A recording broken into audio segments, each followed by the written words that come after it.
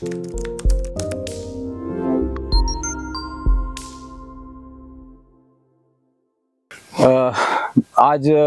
बहुत खुशी हो रही है मुझे आप सबसे मीटिंग करके और बात करके आयुर्वेद के बारे में। हमने ये प्लान किया है कि इस बारे में आयुर्वेद के बारे में डिस्कस करेंगे और प्लैनेट आयुर्वेदा में हम लोग क्या करते हैं और क्या क्या देखते हैं एवरीडे बेसिस पे, वो सब डिस्कस करेंगे। आपके एक्सपीरियंसेस भी मैं सुनना चाहूँगा और मेरे जो एक्सपीरियंसेस हैं पेशेंट्स के साथ।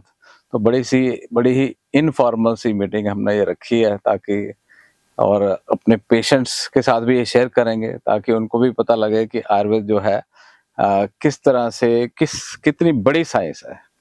हमारे जो बीएमएस जब हम कर रहे होते हैं ड्यूरिंग द बीएमएस जो कोर्स है, उस समय जो हमारे टीचर्स भी हैं या जो स्टूडेंट्स भी हैं बड़े डीमोटिवेटेड होते हैं। टीचर्स भी कुछ, जैसे अभी डॉक्टर अब्दुल ने बताया कि आपको तो यही बोल दिया गया कि ये कोर्स में क्यों आए, ये कोर्स तो ऐसे ही कोई साइंस है ये पढ़ने वाली। परंतु ये जो मेरा एक्सपीरियंस है लाइफ का, this is one of the best Ayurvedic science. Ayurvedic science जो है, this is one of the best sciences. Imagine करो जब ये जो पृथ्वी पैदा हुई होगी उस समय सबसे पहले क्या होंगे, जंगल ही पैदा हुए थे, है ना। जो ऋषि मुनि उस समय तपस्या करके, उस समय सबसे पहले कौन सी साइंस आई होगी जो कि हेल्थ को देने के लिए। तो हमने आयुर्वेद में ये सब पढ़ा है। तो सब विश्व की सबसे पुरानी साइंस हम पढ़ रहे हैं, तो we should be very very proud of it. इतनी पुरानी और इतनी फास्ट और एक्यूरेट, इतनी जल्दी काम करती है। कई लोग कहते हैं आयुर्वेद काम नहीं करता जी, आयुर्वेद तो ऐसे ही है, आयुर्वेद तो ऐसी चूरन चटनी है। तो मैं उनको हमेशा बोलता हूँ कि आप अदरक लो, थोड़ा प्याज लो, थोड़ा लहसुन लो, थोड़ी काली मिर्च लो और सारा पेस्ट बना के मुंह में डाल लो, तो फिर बताओ कि आयुर्वेद काम करता है कि नहीं। तो विद इन सेकेंड काम करता है और विद इन सेकेंड सारे स्रोत खुल जाते हैं, कान भी खुल जाते हैं, आंखों से पानी आ जाता है, नाक भी खुल जाता है, सब कुछ खुल जाता है। तो विद इन सेकेंड्स काम करती है आयुर्वेद की जो साइंस है। एकदम से सर्कुलेशन बढ़ जाती है। किसी को हार्ट अटैक हो रहा है तो उसको भी ये उसी समय करा देना चाहिए, तो उसकी भी सर्कुलेशन चल पड़ेगी, because it is a blood thinner. काली मिर्च के बारे में बोला ना, प्रमाथी द्रव्य बेस्ट है। तो इस तरह से हमारे जो द्रव्य हैं वो मिरेकलस चीजें हैं, जो जो जड़ी बूटियां हैं। आयुर्वेद में श्लोक है, प्रयोगा शम्यद व्याधि यो ना निमुदीर्यत नास्तो विशुद्धस्तु शम्यद ना कोप्यत। ये पढ़ा आपने श्लोक चरक का। उसका मतलब है कि जो भी डिजीज पैदा करे दवाई, वो दवाई ही नहीं है। आजकल क्या हो रहा है कि लोग गोलियां खा रहे हैं, एक गोली खाते हैं नई बीमारी पैदा जाती है, एक बीमारी को खत्म करने की दवाई खाते हैं, 4 बीमारियां नहीं आ जाती है, फिर उसकी दवाई खाते हैं, फिर 1-2 बीमारी नहीं आ जाती है। इतनी दवाइयां हम खिला रहे हैं पेशेंट्स को जो हॉस्पिटल्स में। तो क्या हो रहा है, उससे हो क्या रहा है कि नई नई नई नई बीमारियां पैदा हो रही हैं। पुरानी बीमारी जाती नहीं, नई बीमारी पैदा हो जाती है। आज एक पेशेंट था, उसकी प्रिस्क्रिप्शन में 8 दवाइयां थी मॉडर्न मेडिसिन की, और 2 दवाइयां तो बीमारी की थी, 6 दवाइयां उसके साइड इफेक्ट को कवर करने के लिए। कि आपको गैस होगी, स्टीरॉइड दिया है, साथ में गैस एसिडिटी होगी उसके अलग से, कोई चक्कर आएगा उसके अलग से, कोई एनीमिया हो जाएगा उसकी अलग से। तो ये साइड इफेक्ट्स के लिए। तो हमारी साइंस में साइड बेनिफिट्स हैं। जो हम अश्वगंधा देते हैं ना, अश्वगंधा से एक तो हम उसको बलवर्धक उसके फंक्शन के लिए देते हैं कि उसकी चलो स्ट्रेंथ बढ़ेगी, स्टेमिना बढ़ेगा। उसको नींद भी अच्छी आनी शुरू हो जाती है, उसके घुटने भी ठीक होने शुरू हो जाते हैं, उसकी पेन भी रिलीव होनी शुरू होती है और ताकत भी आनी शुरू होती है। कोई बोन मैरो डिप्रेशन तक दूर हो जाता है और मेंटल डिप्रेशन भी दूर हो जाता है। सो एक अश्वगंधा इतना काम कर सकती है, तो बाकी हमारी तो हजारों जड़ी बूटियां हैं जिस पे हमने काम नहीं किया। सिलेबस में सिर्फ मेरे ख्याल से 120 बोलते हैं, 120 मेन द्रव्य हैं और बाकी सब मेन नहीं है, जबकि जो मेन नहीं है वो भी मेन ही है। तो ऐसी ऐसी एक्सपीरियंसेस मुझे हुए हैं अपने इस जर्नी में। जब मेरे मदर को हार्ट की प्रॉब्लम हुई आज से लगभग 26-27 साल पहले, उनको डायग्नोज हो गया कि इनको ट्रिपल वेसल डिजीज है, हार्ट अटैक हुआ और उनको बोला गया कि इनकी सर्जरी होगी। तो उनको सर्जरी उस समय नहीं करवाई हमने, अपने आयुर्वेदिक के अर्जुन की छाल और ये सब आयुर्वेद के नुस्खे तो वो सब दिए, तो she survived up to after that more than 25 years. 85-86 साल की उम्र में वो गए हैं, जबकि 65 की एज में उनको ये डायग्नोज हो गया कि इनको हार्ट की प्रॉब्लम। उनकी सिस्टर को भी सेम डायग्नोज हुआ, मेरी मौसी को, उनको भी हमने अर्जुन टी पिलाई और उसको देख देख के हमारे मोहल्ले के सब लोग आने लग गए, ये क्या आपने दिया है इनको जो सर्जरी नहीं करवाई आपने। तो मोहल्ले की बहुत सारी लेडीज थी, जो बुजुर्ग औरतें थी, उनको हार्ट की प्रॉब्लम थी, उनको बताया था।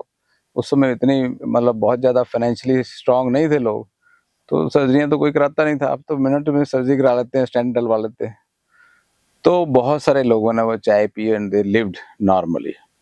तो ऐसी मिरेकलस साइंस है जो कहती है कि आयुर्वेद में एक श्लोक है, विसर्गा दान विक्षेपे सोम सूर्य अनला यथा धारयन्ति जगदेहम कफ पित्त अनलस्तथा, है ना। तो ये जो बैलेंस क्रिएटेड है सृष्टि में, जैसे ही इस दुनिया में सूरज है, चांद है, हवा है, इसी तरह से बॉडी में भी पृथ्वी जल वायु अग्नि आकाश, उसको मिला करके त्रिदोष है ना, वात पित्त कफ। तो उसी तरह से हमारे बॉडी का जो बैलेंस है, विकारो नाम कुशला ना जिरेत कदाचिन, ये डॉक्टरों के लिए श्लोक है। कभी भी डरना नहीं है ना। कभी भी किसी बीमारी का नाम लंबा चौड़ा आ जाए ना आपके सामने, उसको देख देख के कि कौन सी बीमारी आ गई, क्रोन आ गया, कोलाइटिस आ गया, आईटीपी आ गया, इडियोपैथिक थ्रोम्बोसाइटोपेनिक परफ्यूरा, इतना लंबा नाम है। तो अगर आयुर्वेद में देखे तो कुछ भी नहीं है, पित्त है बड़ा हुआ, वो रक्त में चला गया तो रक्त पित्त हो गया। तो पित्त को शांत करोगे सब ठीक हो जाएगा। ना ही सर्वे रोगानाम नामस्तो दुर्वा स्थिति, किसी भी रोगों को, सारे जितने रोग हैं उनको नामकरण नहीं किया जा सकता। तो इसलिए आपको बिल्कुल डरना नहीं है डॉक्टरों को। किसी भी लंबे चौड़े बीमारी का नाम आ जाता ना, ये फलाना सिंड्रोम है, फलाना सिंड्रोम है, फलानी बीमारी है, फलाना कैंसर है, इस टाइप का कैंसर है, आपने सिर्फ वात पित्त कफ दे, जब कुछ समझ ना आए तो सिंपल वात पित्त कफ देखो और उसका ट्रीटमेंट कर दो, patient will be cured, not only healed symptomatically, उसके सिम्टम्स तो चले ही जाएंगे पर उसकी बीमारी भी चली जाएगी, ना पेशेंट को पता लगेगा ना आपको पता लगेगा। इतना आसान है आयुर्वेद प्रैक्टिस करना, एक लेमैन के लिए भी इसको अंडरस्टैंड करना कि अगर आप सिंपल सृष्टि के सिंपल प्रिंसिपल्स को ऑब्जर्व करना शुरू कर दो, it is not experimental science, it is a science based on observations. पुराने ऋषियों मुनियों ने देखा ये जानवर अपने आप को कैसे ठीक कर रहे हैं, उन्होंने देखा कि ये इस जड़ी बूटी का स्वाद चख के देखा कि मेरी बॉडी में क्या परिवर्तन आता है इसको इसको खा करके, ठीक है ना। वो सारी उन्होंने ऑब्जर्वेशन नोट करी।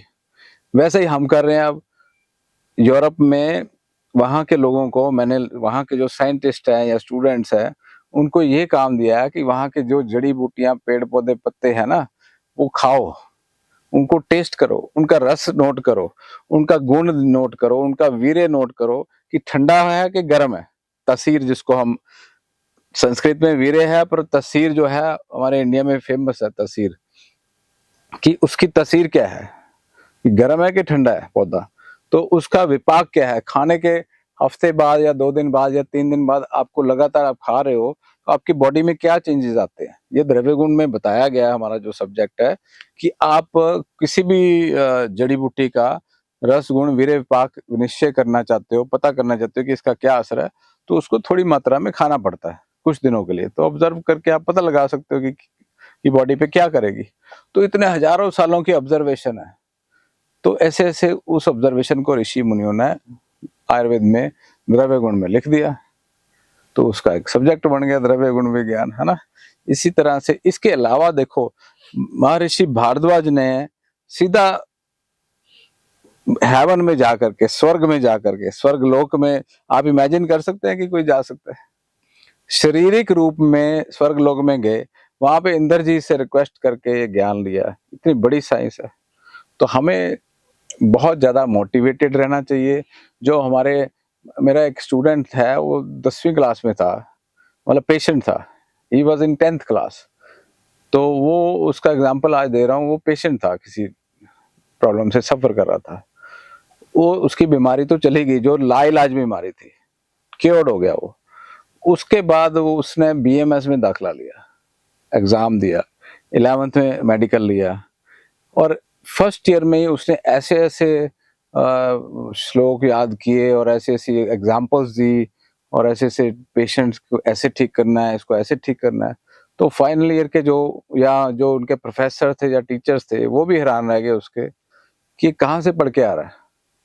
वो सारा प्रिंसिपल्स हमारे वेबसाइट से पढ़ता था, हमारे यूट्यूब वीडियो से देखता था और उसको डीपली लगन लगी हुई है कि मैंने आयुर्वेद में कुछ करना है। तो वहाँ छत्तीसगढ़ में जो सूरज नाम का डॉक्टर है, तो उसने मेरे को मेरी फ़ोटो भी भेजी थी और कहता मैं तो आपकी मंदिर में फ़ोटो भी लगाई हुई है। तो इतनी रिस्पेक्ट मिलती है अगर आप एक आयुर्वेद को अच्छे तरीके से आप प्रैक्टिस करो। लोग भी रिस्पेक्ट करते हैं और आप खुद भी लोगों को आरोग्य प्रदान कर सकते हो। तो इसलिए ये मोटिवेशन आपने तो लेनी ही लेनी है, लोगों में भी ट्रांसफ़र करनी है कि आप भी हेल्थ से जुड़ो, हेल्थ साइंस जो हमारी आयुर्वेद है उसको फ़ॉलो करो और एक दूसरे को स्प्रेड करो। और इसके बारे में जो है, जैसे मैं बता रहा था मैसेडोनिया एक कंट्री है। अब मैसेडोनिया के लोग जो हैं, एक-एक आदमी वहाँ की जो पॉपुलेशन है, उसको आयुर्वेद का पता लग गया हुआ है। हमने पिछले 15-20 सालों से, छोटा सा कंट्री है वो, 15-20 सालों से जा रहे हैं वहाँ पे और वहाँ पे जो जहाँ पे सिकंदर पैदा हुआ था। सिकंदर कहाँ का था आपको मालूम है? नहीं, यूनान जिसको बोलते हैं। हम लोग यूनान बोलते हैं, यूनान का था सिकंदर। तो यूनान के देश में हम लोग, जितना पुराना कंट्री है, वहाँ पे आयुर्वेद पहुँचाया हमने। तो ये हमारे लिए बहुत गर्व की बात है कि हमने एक इंडियन मेडिकल सिस्टम को, जैसे उन्होंने यूनानी सिस्टम, वो भी भ्रांति है कि यूनान में कोई ऐसा यूनानी सिस्टम नहीं है। जो हमारा यूनान से सिकंदर आया था इंडिया, इंडिया से वैद्यों को लेके गया वापसी पे। आयुर्वेदिक वैद्य जो थे तक्षशिला विश्वविद्यालय के और इधर के, जब वैद्य वापस जा रहे थे तो रास्ते में ही रह गए। सिकंदर तो मर गया, उसकी डेथ हो गई। तो वो Iran, Iraq, Syria, Saudi Arabia यहीं रह गए लोग आयुर्वेद वाले, और वो उन्होंने अगली जनरेशन ने ट्रांसलेट कर दिया सारा आयुर्वेद को। तो वो अरेबिक में कन्वर्ट हो गया। वहाँ वो जो अरेबिक वैद्य थे वो इंडियन वैद्यों से मिले, तो इंडियन वैद्यों ने कहा ये तो यूनानी वैद्य है, यूनानी लैंग्वेज है, जबकि यूनान में ऐसा कुछ नहीं है। तो यूनानी मेडिकल सिस्टम भी जो है बड़ा फेमस है इंडिया में, परंतु वो यूनान में नहीं है, यूनान में है ही नहीं। यूनान मीन्स जो ग्रीस या मैसेडोनिया, इंडिया में वो फेमस है। तो वो भी आयुर्वेद से तो बहुत सारी साइंसेस निकली हैं। तो इसलिए आयुर्वेद के जो बेसिक प्रिंसिपल्स भी अगर आप फॉलो करेंगे, जो सिंपल प्रिंसिपल्स ऑफ डाइट जो बताए गए हैं कि आहार जो है वो बड़ा मेजर पार्ट है हेल्थ का, है ना? आहार निद्रा ब्रह्मचर्य बोलते हैं ना, तो निद्रा सेकंड पार्ट है, ब्रह्मचर्य मीन्स लाइफस्टाइल। जो आप सुबह कितने बजे उठते हो, कितना पानी पीते हो, क्या खाते हो, क्या नहीं करते, क्या बोलते हो, आहार, विचार, व्यवहार, ये सब आपका अपने कंट्रोल में होना चाहिए, है ना? जो विचार भी आते हैं ना हमारे दिमाग में, उसकी वजह से भी बीमारियां पैदा होती हैं। तो लोग क्या है, एक दूसरे से एंगर मोड में रहते हैं, हेट्रेड मोड में रहते हैं, रिवेंजफुल मोड में चले जाते हैं। सबसे पहले तो नाराज होते हैं, है ना? जो छोटी छोटी बातों से घर में नाराज हो गए, फिर वो नाराजगी अगर गुस्से में बदल जाती है, गुस्से से फिर वो डिवोर्स तक पहुंच जाती है बातें, है ना? गुस्सा आ गया, फिर एंगर हो गया, फिर वो रिवेंज तक पहुंच जाती है, इसको तो मैं मजा चखाऊंगा, अब इसको ऐसे करूंगा, फिर वो नफरत में बदल जाती है। तो ये डिग्री है सारी नेगेटिव, पित्त के जो इमोशंस है ना, उसकी नेगेटिव डिग्री के। अगर अदरवाइज पित्त जो है, जो पित्त प्रकृति के लोग हैं, बहुत पैशनेट होते हैं, बहुत कंपैशनेट होते हैं, बहुत लविंग, केयरिंग, बहुत एक्सप्रेसिव, बहुत इमोशनल, बहुत सेंसिटिव। तो इतनी बढ़िया साइंस है, हम देख करके बता देते हैं कि इसको ये वातिक प्रकृति है, पित्त प्रकृति है, कफज प्रकृति है ना? तो जैसे डॉक्टर हरप्रीत है, पित्त प्रकृति है। अब इसके बारे में, डॉक्टर हरप्रीत के बारे में मैं कह सकता हूँ, he is very loving, very caring, very emotional, very sensitive. रो भी पड़ते हैं, मतलब आपको तो नहीं पता होगा, परंतु he can even he so sensitive sometimes he can even cry. जो कफ प्रकृति के हैं जैसे कि डॉक्टर अब्दुल हैं, ही is very easy going happy.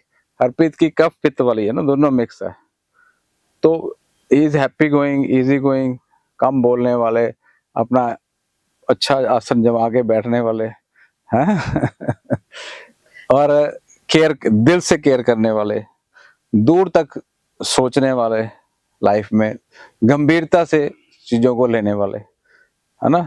तो वात प्रकृति के लोग हैं वो बहुत ही imaginative, creative, flying thought philosophers, जल्दी से काम करने वाले, है ना। तो अगर उनके नेगेटिव गुण ले लें तो बहुत हेस्टी, बहुत डिप्रेशन में जाने वाले, जो जल्दी सेंसिटिव हो जाने, गुस्से में भी जल्दी आना, इमोशनल भी जल्दी हो जाना, वेरी गुड इन कम्युनिकेशन। तो ऐसे आप जब आप लेक्चर देते हो कहीं पे जा करके, तो आप आइडेंटिफाई कर सकते हो, आप में एबिलिटी है कि आप वातिक हैं, आप पित्तिक हैं, आप कफज हैं, तो आप उनको एनालिसिस करके इमीडिएटली बता सकते हो आपकी तस्वीर ये है, तो आपको ये वाला खाना सूट करेगा, ये वाला लाइफस्टाइल सूट करेगा। क्योंकि आयुर्वेद में ऐसा नहीं है कि आपको सभी के लिए एक ही डाइट और एक ही मेडिसिन, है ना। वो तो सबको अलग अलग तरह से, इसीलिए इसको होलिस्टिक मेडिसिन भी बोलते हैं। तो सबको अलग अलग मेडिसिन है, अलग अलग एडवाइस है, इसलिए 1 to 1 जो पेशेंट कंसल्टेशन है बहुत जरूरी है। आप पेशेंट देखते हो, पेशेंट बेचारा बहुत ज्यादा डिमोरलाइज, डिप्रेस्ड, सैड और गुमराह किया हुआ होता है। हमारे पास जो वही आते हैं ना, जो हल्की सी प्रॉब्लम हुई, हॉस्पिटल चला गया, हॉस्पिटल वालों ने उसके जितने टेस्ट करने थे वो कर दिए, फिर हॉस्पिटल एडमिट कर लेते हैं। वो बेचारा इतना, उसको डरा देते हैं कि आज आपकी तो लाइफ लॉन्ग दवाई चलेगी, अब तो कुछ नहीं हो सकता। तो डर के मारे वो फिर वो सारे पैसे कहता जी मेरे पैसे ले लो, जितने भी लेने हैं मेरे को ठीक कर दो। तो पैसे भी देता है, परंतु दवाइयाँ इतनी, कई बार केयरलेसनेस डॉक्टरों से हो जाती है, तो वो डॉक्टरों को भी थोड़ा सा इमोशनली अंडरस्टैंड करना चाहिए कि it is life, it is not business. तो आपको भी ये समझा रहा हूँ कि we are dealing with lives of people, हम लोगों की जिंदगी से डील कर रहे हैं।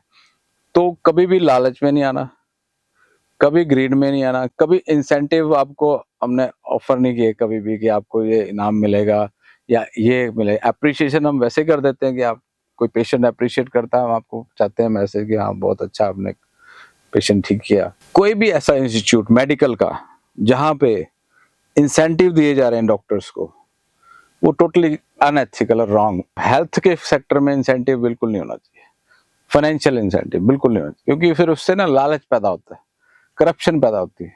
जब आप इंसेंटिव देते हो, लालच देते हो, तो वो करप्शन की फॉर्म में ले जाता है। तो आप डॉक्टर के साथ फिर वो करप्शन पेशेंट के साथ निकल जाती है सारी।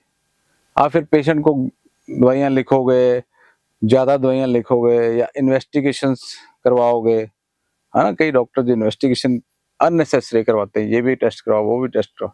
सो ये अनएथिकल मेथड्स है। आपको जो है भगवान ने एक ऐसी साइंस में डाल दिया है जहाँ पे आपको फाइनेंशियली कभी कोई कमी नहीं होगी। किसी भी फील्ड में फाइनेंशियली कमी नहीं होती अगर आप उसको सिंसियरली और रिस्पॉन्सिबली करो। Not only medical, not only Ayurvedic field, आप कोई भी फील्ड है उसके लिए आपको सिर्फ आपको रिस्पॉन्सिबल रहना है और आपको एथिकल रहना है। बस ये दो चीजें अपने पल्ले बांध लो कि कोई पेशेंट है उसके प्रति हमारी ये ड्यूटी है। तो अपनी ड्यूटी या कर्तव्य या फर्ज समझ के आप कोई भी काम करोगे, किसी भी फील्ड में करोगे, वो फील्ड में आप कामयाब रहोगे, वो फील्ड में आप तरक्की करोगे। कोई भी आपके सीनियर ने कुछ कह दिया उसका बुरा नहीं मनाना, गुस्सा नहीं करना। सीनियर ना ना केवल ऑफिस स्पेस में but also in homely space. Senior या जूनियर के घर में तो अगर मान लो घर में कोई कह दे कुछ, तो उसको माइंड करने की जरूरत नहीं है, उससे फिर ना फ्रिक्शन पैदा होती है। तो आजकल हस्बैंड वाइफ लड़ रहे हैं, आजकल बहुत कुछ हो रहा है, ब्रदर ब्रदर लड़ रहे हैं, बिजनेस पार्टनर्स लड़ रहे हैं आपस में, बिजनेस में फ्रिक्शन है।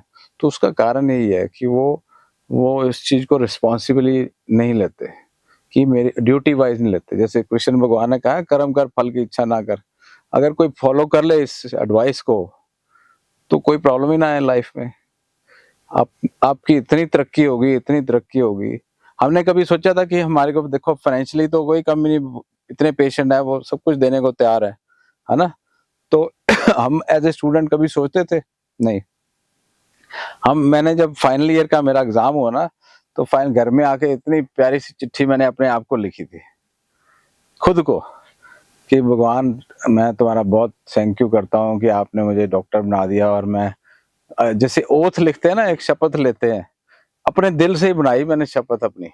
और उस लिखता गया मैंने पूरा लंबा पर्चा बना दिया कि मैं ऐसे सेवा करूंगा, पेशेंट को ऐसे देखा करूंगा, और मुझे इतनी शक्ति देना कि मैं इस आयुर्वेद की साइंस को ऐसे कर सकूं। सारा लिखा हुआ है मेरे पास, वो पढ़ा है, मैं कभी कभी पढ़ता हूँ, बड़ा मेरे को खुशी होती है वो देख के कि मेरे मन में उस समय कितनी फीलिंग्स थी इस तरह की, और वही उसी रास्ते पे मैं चली जा रहा हूँ।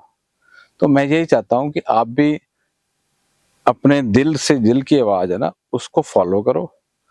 उससे आपको किसी भी तरह की लाइफ में कोई प्रॉब्लम नहीं आएगी। पर ये जरूर पता होना चाहिए कि राइट है कि रॉन्ग है। अगर आप रॉन्ग तरफ चल पड़े ना, तो ये कौन बताएगा कि ये राइट आवाज आ रही है कि रॉन्ग आवाज आ रही है? तो ये आपकी बुद्धि बताएगी आप, ठीक है ना। जैसे आपने आयुर्वेद में पढ़ा ना, इंद्रियां, मन और बुद्धि। प्रज्ञा अपराध पढ़ा आपने? प्रज्ञा से किया गया अपराध मीन्स खुद से किया हुआ, जानबूझ के किया गया अपराध। तो कई बार ऐसे होता है कि हम सोचते हैं यार ये राइट पाथ है, ये रॉन्ग पाथ है, जबकि रॉन्ग पाथ को ही राइट समझ रहे होते हैं। तो आपको पता कैसे लगेगा कि राइट और रॉन्ग क्या है? जब आप अवेयर और कॉन्शियस हो जाएंगे। ये मैं अक्सर 5 उंगलियों का एग्जांपल देता हूँ, आपने मेरे वीडियोस में देखा होगा, अगर नहीं देखा तो दोबारा बताता हूँ। ये सबसे बड़ी उंगली है, इसको समझ लो मेंटल हेल्थ। हमारे शरीर में सबसे ज्यादा दिमाग ही इंपॉर्टेंट है ना। अगर दिमाग खराब हो गया तो सारी बॉडी खत्म, सारा लाइफ खत्म, है ना। सोशल लाइफ भी खत्म, अपनी पर्सनल लाइफ भी खत्म। तो ये जो मेंटल हेल्थ है, हमारा जो ब्रेन है, इट इज वेरी इंपॉर्टेंट। इसको ठीक रखना जरूरी है, अपने माइंड को। माइंड मतलब अपनी बुद्धि को। Mental health should be perfectly okay. दूसरी ये जो इसके साथ जो छोटी उंगली है, ये आपकी फिजिकल हेल्थ है, फिजिकल फिटनेस। तो अगर आप मेंटली फिट हो तो ही आप अपने आप को फिजिकली फिट कर पाओगे, क्योंकि आपको पता लगेगा कि यार ये गलत फूड है, ये नहीं मैंने खाना। ये रात का 11 बज गए, अब मैं सो जाऊं, मैंने सुबह जल्दी उठना है, ब्रह्म मुहूर्त में उठना है, तो 7 बजे आप डिनर करो, 6 बजे डिनर करोगे, है ना। ये ब्रेन ही बताएगा ना आपका। तो मेंटल हेल्थ फिट होगी तो आप उसको समझाओगे शरीर को कि चलो सैर पे जाओ, चलो एक्सरसाइज करो, चलो ये खाओ, चलो ये मत खाओ। अगर ये आप मेंटली भी बहुत अच्छे हो गए, फिजिकली भी बहुत फिट हो गए, तो फिर आप क्या करोगे? गलत काम तो नहीं करोगे। फिर आप कोई काम करोगे, काम की बात करोगे। जब आप काम ही करने लग जाओगे और एक निस्वार्थ भाव से आप सब काम करोगे, तो आपकी फाइनेंशियल हेल्थ फिट हो जाएगी। ये है फाइनेंशियल हेल्थ, ठीक है। तो मेंटल हेल्थ और फिजिकल हेल्थ के ऊपर ही डिपेंड करती है फाइनेंशियल हेल्थ। आपकी सोच अगर सीधी है तो फाइनेंसिस की लाइफ में कभी कमी नहीं होगी। आप फाइनेंसिस के पीछे सारी दुनिया आज भाग रही है कि मेरे को इतना पैसा और मिल जाए, इतना और मिल जाए। पैसा मिल जाता है, बस अपना माइंड ठीक रखो, उसकी जो फीलिंग्स है वो पॉजिटिव रखो, अपने लिए भी, अपने परिवार के लिए भी, अपनी सोसाइटी के लिए भी। ये आपकी होगी फाइनेंशियल हेल्थ, ये भी ठीक होगी। अब ये क्या चीज है? ये आपकी सोशल हेल्थ। ये छोटी सी उंगली है ना, इसके ऊपर लटकी हुई है। जब आपके पास खूब सारे पैसे भी हैं तो आपके दोस्त यार भी बहुत सारे आ जाते हैं ना। तो सोशल हेल्थ भी आपकी ठीक ही रहेगी, रिश्तेदार भी आ जाएंगे। तो परंतु ऐसा नहीं है सिर्फ पैसे से नहीं दोस्त यार रिश्तेदार आते हैं, बट आपके व्यवहार से भी आते हैं, क्योंकि आपकी मेंटल हेल्थ पहले से अच्छी है तो आपका व्यवहार भी अच्छा होगा। तो इसी के ऊपर है आपकी सोशल हेल्थ भी डिपेंडेंट, आपकी बोलबानी, विचार और व्यवहार, है ना।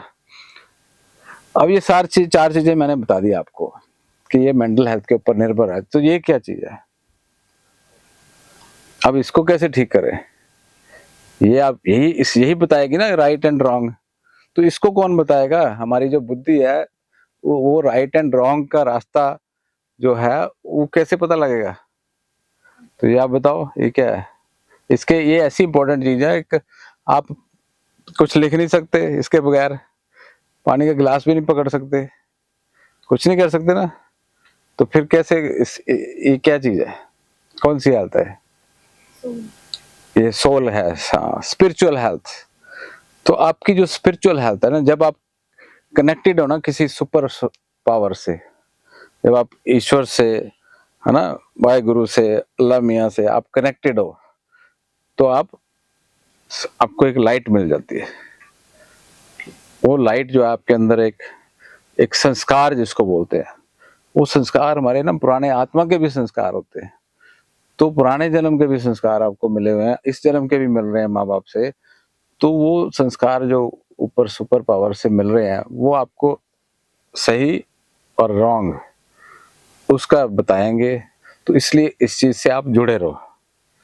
बीच बीच में आप मंदिर जाया करो, मस्जिद जाया करो, गुरुद्वारे जाया करो, ठीक है। संडे के संडे, तो क्रिश्चियन तो नहीं है, क्रिश्चियन नहीं है तो चर्च जाया करो, या कहीं नहीं जाना, घर में भी आप मेडिटेट कर सकते हो, भगवान को याद कर सकते हो, ठीक है। पर वहां जाने से थोड़ा यह होता है कि आपको एक एटमोसफेयर मिल जाता है ना।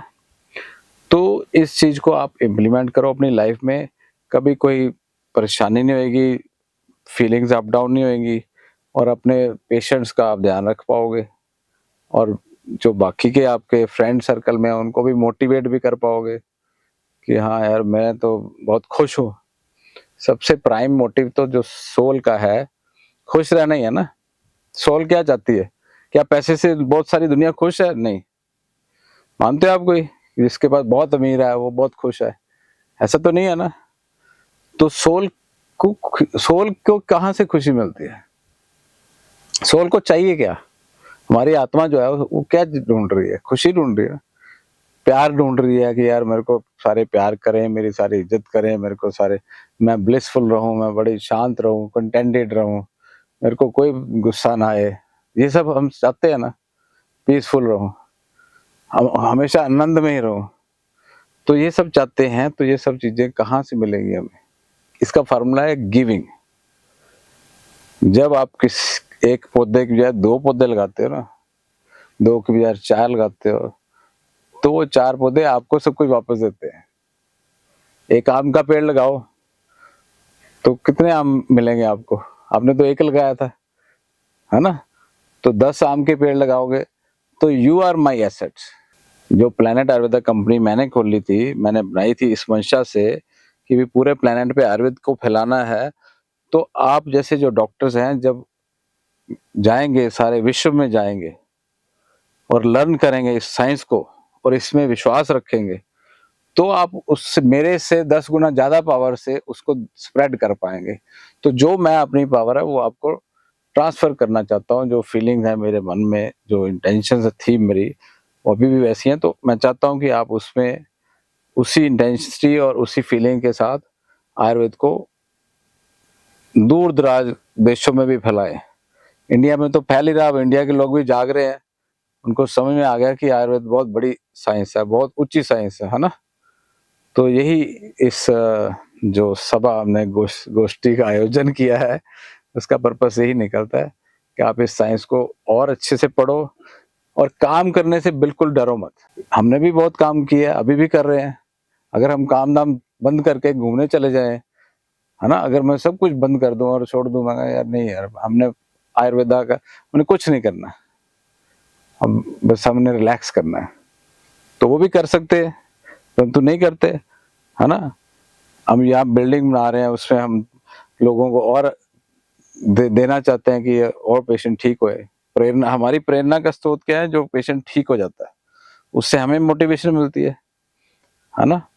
तो इसीलिए आपने कभी भी डिमोरलाइज नहीं होना, दूसरों को भी आपने अपलिफ्ट करना है, और यही मेरा आज का मैसेज है। और जो हमारे पेशेंट्स हैं, जो दर्शक हैं, वो भी आज इस वीडियो के जरिए सुन रहे होंगे मेरे लेक्चर को। तो आपने भी कोशिश यही करनी है कि जल्दी से घबराना नहीं है किसी डिजीज, कोई भी डिजीज है, वात पित्त कफ का इम्बैलेंस है और कुछ नहीं है। चाहे योग से ठीक होए, चाहे प्राणायाम से ठीक होए, चाहे वो आयुर्वेदिक जड़ी बूटियों से ठीक होए, वो ठीक हो सकती है। तो आपने, या किसी की सप्ताह वजह चिकित्सा भी करनी पड़े, या काउंसलिंग से भी ठीक हो जाती है, कई बार सपोर्ट, मोरल सपोर्ट से भी ठीक हो जाती है। तो इस तरह से आप जो मैंने एग्जांपल दिए हैं, आयुर्वेद बहुत ऊंची साइंस है, उसको फॉलो करो, उसको स्प्रेड करो।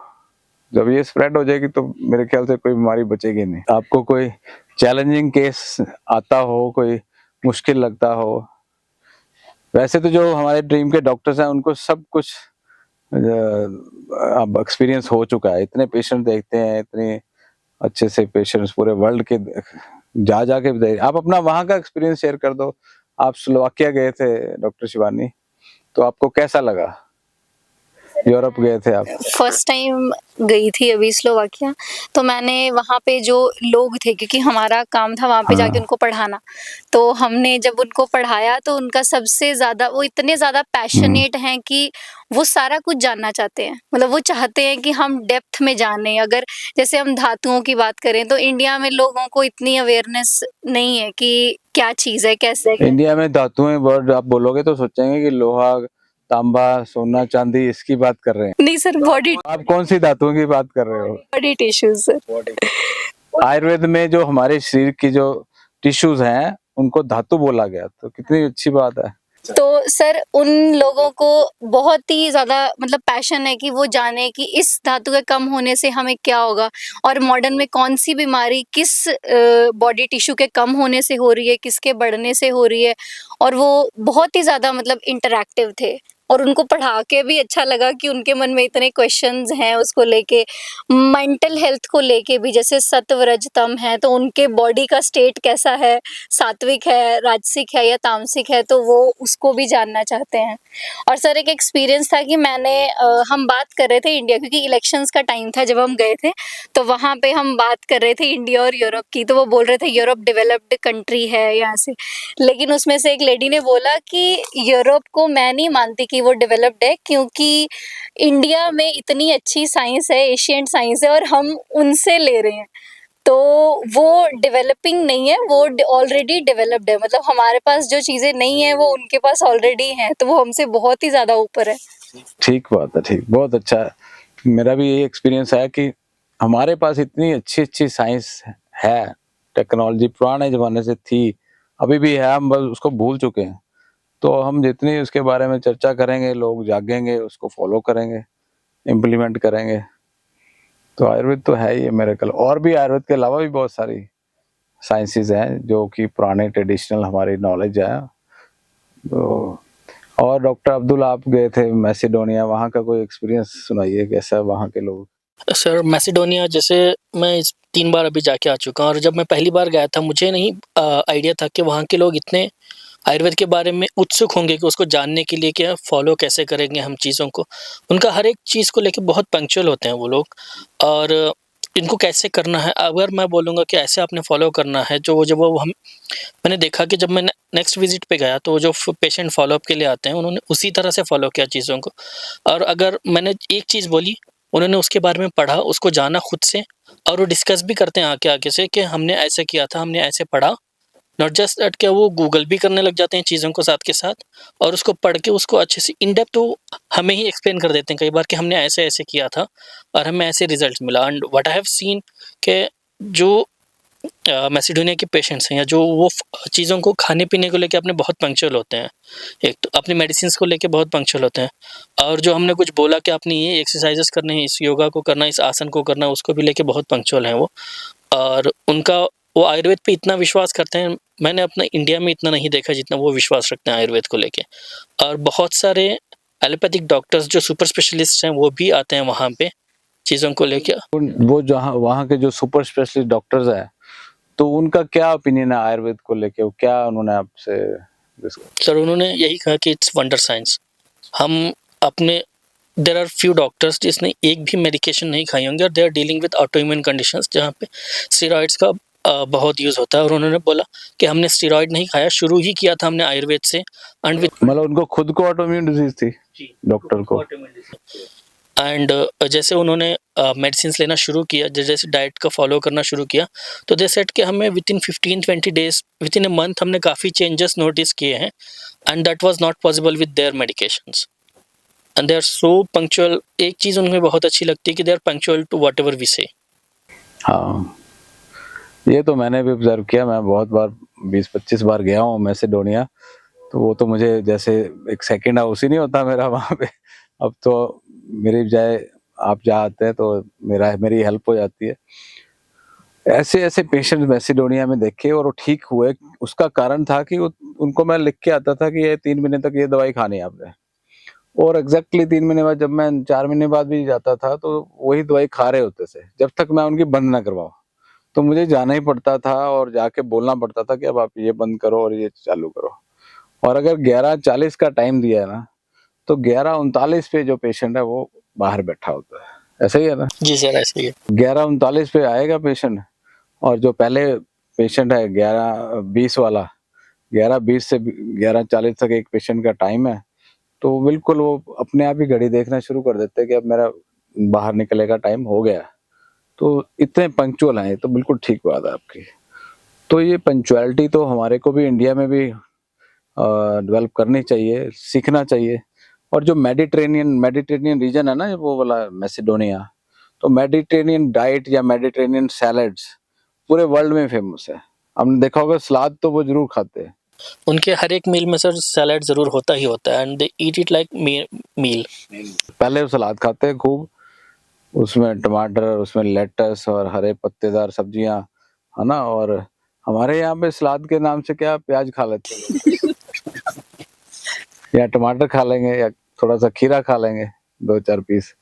परंतु वहाँ पे इतना बड़ा बॉल प्रॉपर मैसिडोनियन सैलड वैसे फेमस है, तो वो जरूर खाते हैं। तो उससे सलाद से क्या होता है, पेट ठीक तरह से साफ हो जाता है, पॉइजन बनता नहीं है।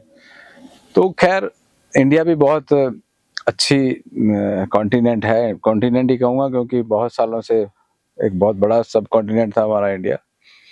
तो इंडिया जो है वो भी एक ऐसा, मतलब हमारे डाइट जो है फुल ऑफ वैरायटी है, और उसमें इतने सारी चीजें हैं जो बीमारी को पैदा नहीं होने दे सकती। जैसे कि हमारे जो स्पाइसेस है, इंडिया हमारा गुलाम पता क्यों हुआ था? क्योंकि अंग्रेजों के पास स्पाइसेस नहीं थे।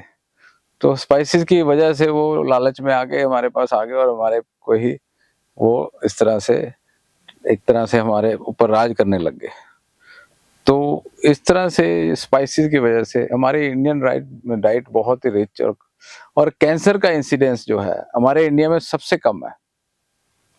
अब थोड़ा बढ़ने लग गया, पहले बहुत कम कैंसर होता था इंडिया में, बाहर सबसे ज्यादा कैंसर होता, क्योंकि बाहर ज्यादा मीट खाते थे, शराब पीते थे। और अब इंडिया में वो मेयोनीज का कल्चर, पिज्जा कल्चर और ये जो बर्गर कल्चर और ये बाहर का कल्चर खाना खाने का, वो अभी आया है पिछले 20-25 सालों से।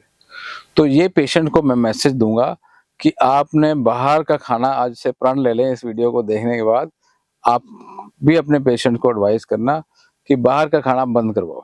जितनी उसमें मेयोनीज होती है ना, आप यंग एज है, यंग एज में पता नहीं आप भी कभी कहीं खा लेते होंगे बाहर, तो उसको अवॉइड करो।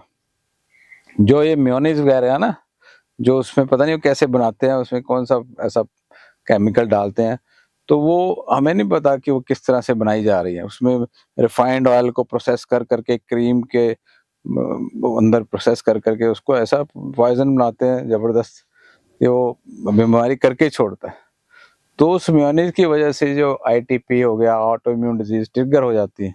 फॉरेन में क्यों है आईटीपी ज्यादा, जो ऑटो इम्यून डिजीज बाहर के कंट्रीज में क्यों है ज्यादा? कैंसर बाहर यूरोप में और अमेरिका में अभी भी ज्यादा है। एक तो वो शराब ज्यादा पीते हैं, हमें लगता है वाइन पीते हैं इट्स हेल्दी। हम लोगों को, इंडिया के लोग हैं, मैं तो वाइन पीता हूँ, it is healthy.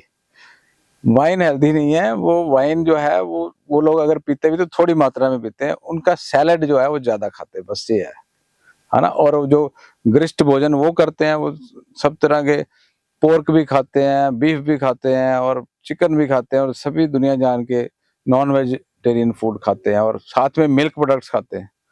So all kind of milk products, ऊपर से नॉन वेजिटेरियन फूड, ऊपर से स्मोकिंग, ऊपर से वाइन या अल्कोहल, तो वहां पे तो फिर कैंसर पैदा होगा ही, ऑटो इम्यून डिजीज पैदा होगी।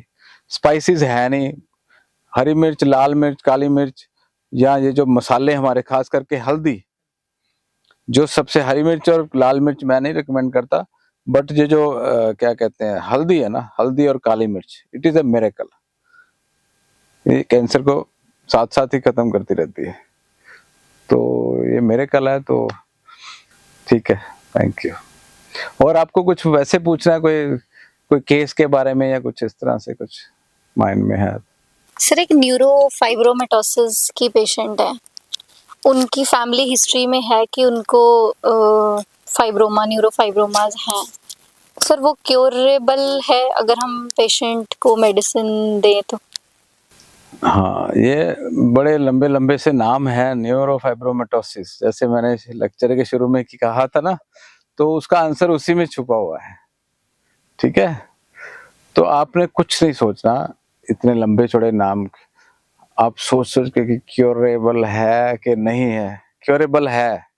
न्यूरोफाइब्रोमेटोसिस जो है उसमें बेसिकली आप वात और कफ का मिलन देखते हैं ना, वात का विकार है और कफज रोग है। चैनल वात के फ्लो में चैनल ऑब्स्ट्रक्शन है, तो आप एक स्रोतोवाही करके हमारे कैप्सूल स्रोतोवाही, तो स्रोतों का अवरोध है, वायु के मार्ग में ऑब्स्ट्रक्शन है। तो मैंने केसेस देखे हैं ठीक होते हुए, तो वो आप यूज करो। एक पेशेंट थी, उसको इतना बड़ा किलॉइड था, मैं भी ऐसे डाउटफुल हो गया जैसे आप डाउटफुल में कि कैसे ठीक होएगा। वो मेरे पास किलॉइड तो इनक्योरेबल बड़ा बड़ा लिखा हुआ कि इट इज नॉट पॉसिबल। मुझे भी लगता है, क्योंकि हमने एलोपैथी साइंस पढ़ी हुई है ना, ये डाउट हमारे मन में क्यों आते हैं कि क्या ये क्योरेबल है कि नहीं क्योरेबल। वो इसलिए क्योंकि हमने एलोपैथी साइंस पढ़ी है, हमने मॉडर्न बुक्स पढ़ी है ना, तो उसमें क्या लिखा हुआ है, ये भी ठीक नहीं हो सकता, it is also incurable, it is also incurable. वो छप गया हमारे ब्रेन में, तो हमें स्विच करने में मुश्किल आती है टू आयुर्वेद। आयुर्वेद में बहुत जगह पे असाध्य रोग लिखे हुए हैं,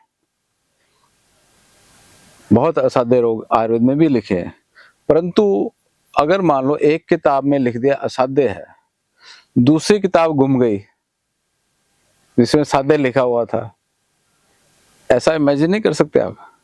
कर सकते हैं। मैं ऐसा इमेजिन करता हूँ। तो दूसरी किताब कौन लिखेगा? वो हम लिखेंगे, क्योंकि वो हमारी जो किताबें हैं ना 90% गुम चुकी है। तो हमारे जो वेद हैं, जो आयुर्वेद की जो बुक्स लिखी थी ना पुराने वैद्यों ने, ऋषि मुनियों ने, तो उसमें से 99% गायब है। ये जो हम जिसके बेस पे चल रहे हैं 1% है जो बचा खुचा है, उसी में से उसमें कई जगह लिख दिया कि ठीक नहीं हो सकता। तो क्यों नहीं हो सकता? उसमें लिखा है रक्त पित्त नहीं ठीक हो सकता, हो रहा है ठीक। कई जगह लिखा है ये नहीं ठीक हो, वो भी ठीक हो रहा है। तो इसका मतलब कि there are so many books जो हमारे को नहीं पढ़ाई गई, ना मिली, ना है अवेलेबल। परंतु एक श्लोक मिल गया कि हमने बैलेंस करना है वात पित्त कफ को, विकारों के नाम से नहीं डरना। वो श्लोक जो है ना, वो चाबी है इस चीज की।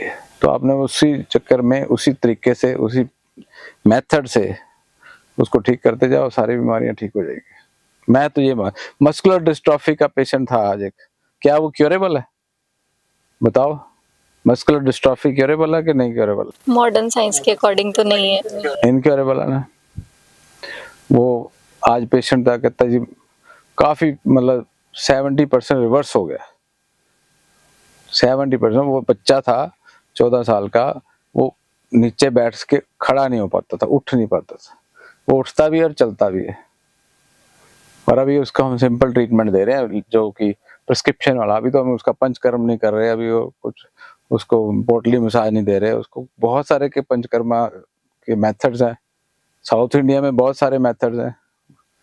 एक कीनिया के प्राइम मिनिस्टर की बेटी की आंख जो थी वो ठीक नहीं हो रही थी, उसको दिखाई नहीं दे रहा था। पढ़ा आपने केस? वो न्यूज पढ़ी थी?